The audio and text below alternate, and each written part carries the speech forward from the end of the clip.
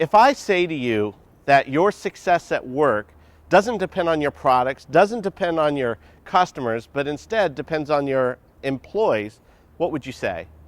Most of you would agree, and yet most employees don't feel valued. They don't feel appreciated, important, and liked. And so we think it's the money. If only I could give them more money. Well, let me give you the clue on that. Money is a very temporary motivator. I give you $5, you're going to think I'm cheap. If I give you $1,000, you're going to say thanks. But in 6 months, you forgot both. So how do you really recognize an employee? Well, I met a gentleman at a company called MTM Recognition, and here's the way he explained it to me. When you propose, and you're a gentleman and you propose to your wife, what did you do? And I said, well, here's what I did. I proposed. He said, why didn't you just give her a promise? I was like, you can't just give her a promise. He's like, well, why don't you write it down on a piece of paper and give her an honorable mention for being with you?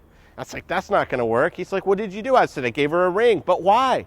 I said, because the ring symbolizes my love. And he said, aha. You see, that's what people really need. They need to be recognized, but they need to be shown with some type of symbol, something that means something to them.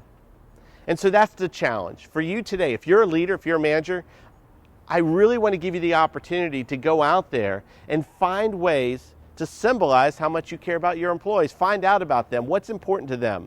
Do they like fishing? Do they like climbing? Do they like family? We hope they like family. But the reality is you need to find what's important to them so that they can be important to you and your business.